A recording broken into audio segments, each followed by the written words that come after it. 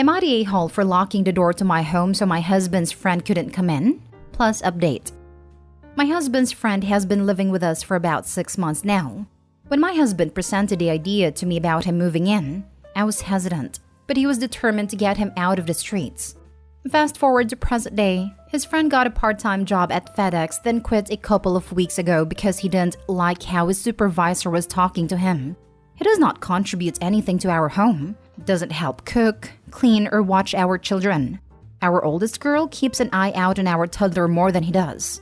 He will go in our office and spark up some weed, no matter how many times I tell him and my husband that he needs to do that outdoors. Yesterday, I hit my breaking point. I wasn't feeling well as I had a migraine. 3 of our kids had dentist appointments. I don't know about you guys, but getting kids out the door can be challenging regardless, let alone when you're feeling sick from your head pounding nonstop. I go outside with our kids to see that my car was gone. He took my car to go smoke with his coworker. My husband was at work. Furious wasn't the word to describe it. I immediately went back inside and tried to call him. No answer. I then called my husband where he is side, like he was so annoyed with me and said he would call him. I tried explaining to my husband that I'm at my wit's end. We have 6 kids and I get no help from him or his friend. He sleeps on our couch and doesn't even fold his blanket up in the morning. My husband proceeds to tell me that I'm overreacting and that I need to calm down. I ended up locking my front door and refused to open it until my husband got home. However, when he got home, he didn't try to come inside. He took a picture of our door, went on Instagram, and told the world, "Have you ever been locked out of your own home?" I lost it. I feel like I've been more than patient and I can't do it anymore. I don't get help or basic respect in my own home, and I'm constantly gaslit. My husband has a history of getting extremely angry and scary, so I told him he needed to wait until our children were asleep in bed before coming in, as I was afraid he'd come in irate, lashing out in front of them like before. Am I the a-hole how I handled this? Now for the top comments before reading the update. So many red flags. Not the a-hole, but for your sake and safety, I hope there's a safe place you can turn to since your home is clearly not that anymore. I'm in a state where I have no family or friends. He's active duty, so we've been here about a year and a half now. I'm trying to get out of this situation, but I realistically can't just pack up my kids and leave. I have nowhere else to go. Are you in base housing? Can you speak with someone military related that could do something about this situation for you if your husband will not? I'm not in base housing. There's not a base out here for the branch that he's in, but there's another base for a different branch. I'm going to reach out to one of their family advocacy people this morning and see what my options are. My husband has a history of getting extremely angry and scary. Hun, you are in an abusive relationship. You need to get help and to get out of this situation. Call a divorce lawyer. That's the most important thing right now. Not the a-hole, but I am seriously concerned about your safety. For sure. Said it perfectly. OP, your husband is enabling his friend to be abusive to you. His friend is taking advantage of the fact your husband is weak-willed and a flow standing of a husband. Remove yourself from that situation, for your safety and your children. Not the a-hole. First of all, your husband's friend stole your car. If you have the car registered in just your name, I would file police report. Second, I would tell your husband that he either gets his friend to move out, or you and the kids go. I would advise finding somewhere you can take the kids for a bit. Maybe a relative or a friend's home, in case your husband decides to take his anger out on you. If you are ready, I would think about seeking a divorce attorney. You and your children do not deserve to live like this and be treated like this, and it is clear that your husband does not care about the well-being of you or your children. I am so sorry you are going through this. It seems as though your husband feels as though his friend is more important than your family, which is not okay. Not the a-hole. She and the kids should stay. Husband and his friend can get a hotel. The kids do not need their lives upended by this. Also, there are 6 kids. I love my friends and family and would totally volunteer my couch for short term, but I don't have room to house 6 kids even for a couple of days. Now for the little update. So I contacted the base nearest me and was granted an MPO, Military Protection Order for those who aren't familiar. It took a couple of tries to get a hold of someone, but when I did, I freaking sobbed while trying to summarize everything that's been happening to me. She said he will not be allowed to come home or contact me until the investigation is complete. She was extremely nice and sympathetic with my situation, so that gives me slight hope. This is the second biggest step I've ever taken in regards to getting my kids out of here and ending my marriage. The first was locking the door yesterday. I don't know where his friend is, but I put his things out my house late last night and told him to come get it. It was gone when I woke up this morning. I can't describe how terrified I am at the unknown. I'm going to change the locks to the doors within the next 24 hours. I'm also going to sit my kids down tonight and explain why I did what I did and come up with a game plan. I can't begin to describe how thankful I am for every single piece of advice, well wishes, links to resources, even the tough love I received from everyone today. All of it is appreciated, honestly. It's extremely scary not knowing what tomorrow will bring, but it's amazing to know that I have a bunch of internet strangers rooting for me. Next story. Am I the a-hole for my ultimatum about a paternity test? That he could have one done or he could have a family with me but not both? My husband Chris and I are about to have our first baby, a little girl.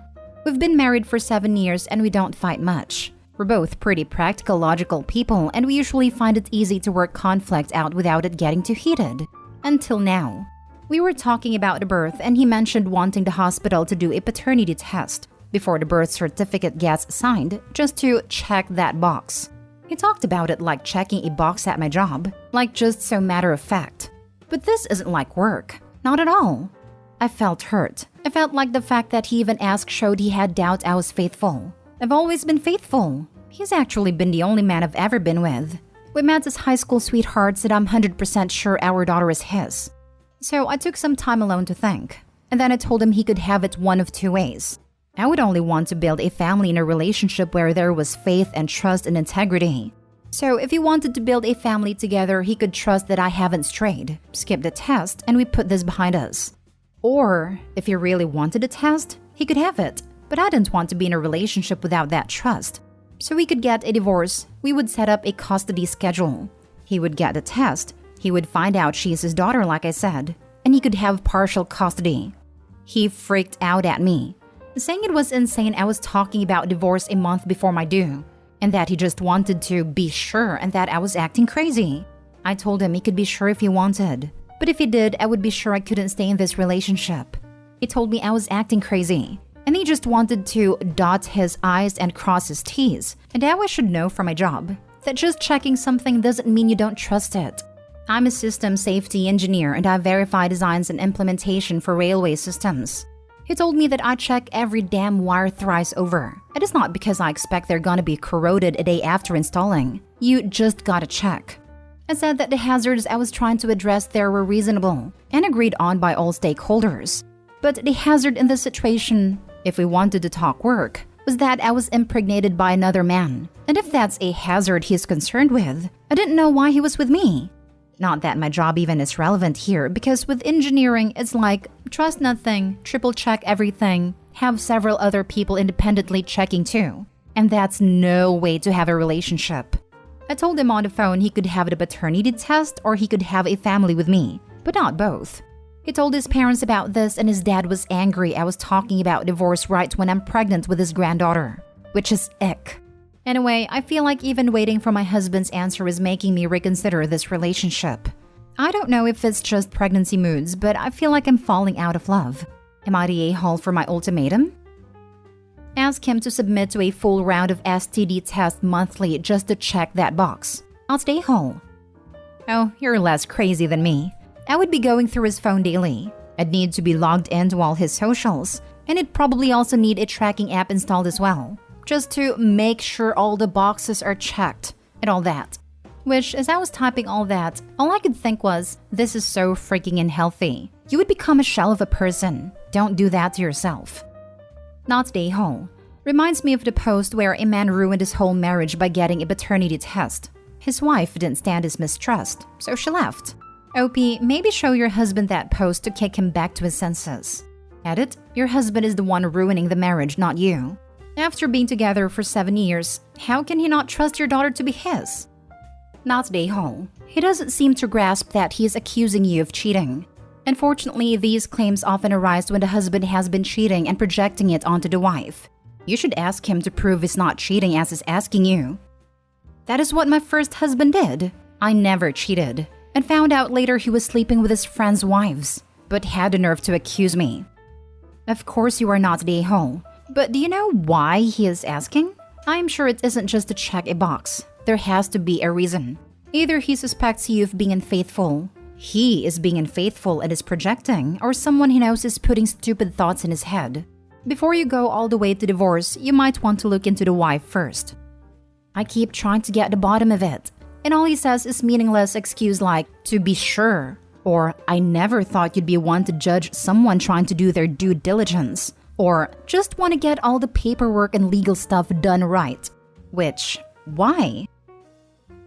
Next story. Am I the a-hole for refusing to kick my cousin out? I, 29, live with my pregnant fiancée Sarah, 27, and my cousin Mira, 18. To make a long story short, I've basically raised Mira myself since she was 4 and I was 15. Her parents are extremely negligent, and when I was 20, she ended up basically moving in with me.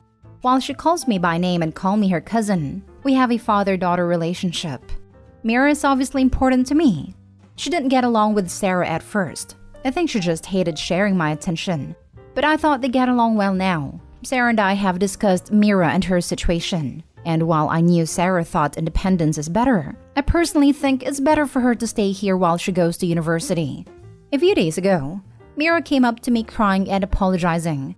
She basically said she was sorry for being a burden and hurting me, for not realizing how I felt, and that she would move out and everything. I had no idea what was going on, and when I managed to calm her down, she basically told me that Sarah had talked to her. Apparently, she told her that she's old enough to move out and stop being a burden on me, that she needs to stop taking advantage of my kindness. I got pretty angry, and I reassured Mira that I love her and wouldn't kick her out or anything. I was furious and argued with Sarah about it. Apparently, she thinks I'm letting Mira take advantage of me, that she's old enough to be independent. She even thinks it's such an issue that Mira has been referring to the baby as her little sister, that she's my cousin and I have an actual daughter coming, so I can't keep cuddling her. Basically, she thinks I'm spoiling her with all this, which is ridiculous. That she did it this way because I left her no choice. The whole just a cousin has really angered me. Even if not by blood, she is my daughter. I raised her and love her. Sure, I spent a lot of time and money and whatnot on her, but I would do that for any child I had. Our argument went terribly. I don't understand how can she see Mira as some leech I need to stand up to, and that she did what had to be done. Mira was really happy I didn't feel that way, and obviously hates Sarah now. Sarah and most of my in-laws obviously say she's right, and I need to have appropriate boundaries. Our friends mostly agree with Sarah. Even my best friend basically told me that Sarah's right when I vented. Apparently, I basically forgot my place at It's Unhealthy. I really don't agree with them. But having so many disagree, especially my best friend, is giving me doubts. I want what's best for Mira. And while I personally want her to stay, if it is actually unhealthy, maybe Sarah would be right. Sarah definitely went the wrong way, but maybe I was wrong to not take some of the worry seriously. Now for the top comments. Not day hall. Mira is in university. It's great that you're willing to let her live at home so she can get an education and hopefully not graduate with an overwhelming pile of debt. As long as she's in school and working towards supporting herself, that's a young adult worth subsidizing. I find it odd that you know Sarah well enough to marry her but had no clue how she felt about Mira or that she would go behind your back that way. I hate to tell you, but you knocked up the wrong person. Thanks, and I agree. It's definitely a lot better than moving out young like I had to. And I'm starting to feel that too. It's so shocking to me. I never expected her to do something like this.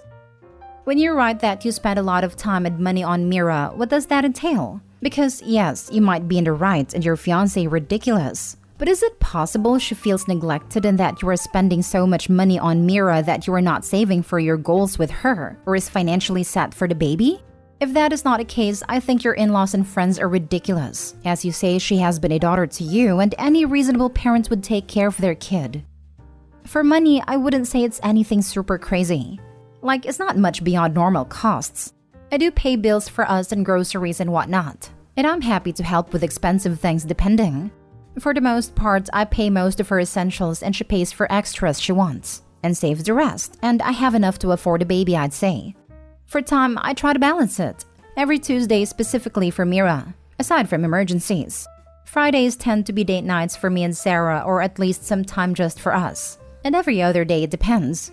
I did always spend a lot of time with Mira, but it's not like I always put her first.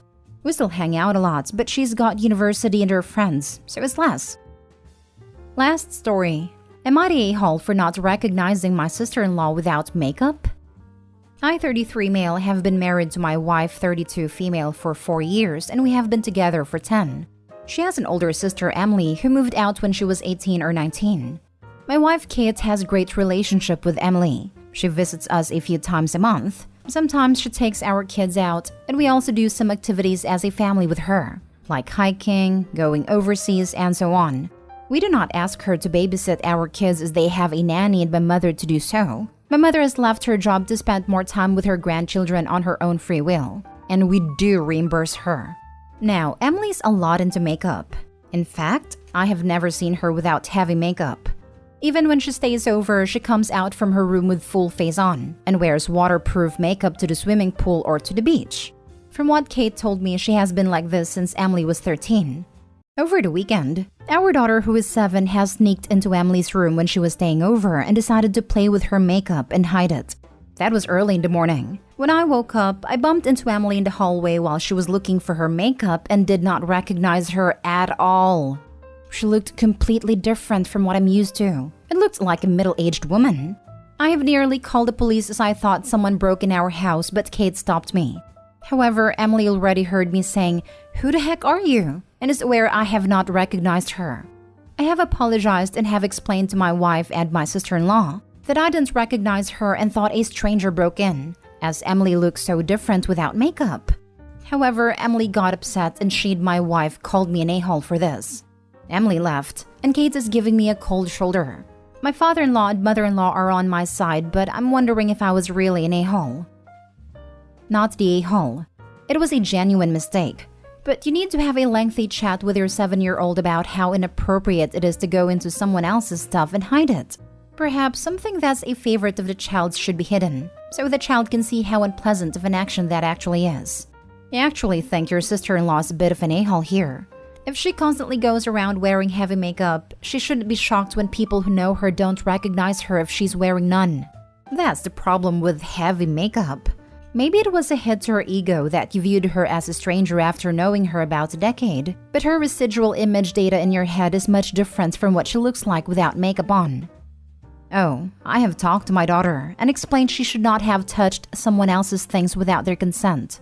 Apparently, Emily said to her they will play princess dress up, and my daughter couldn't wake Emily up and decided to have a head start without her as she was so excited.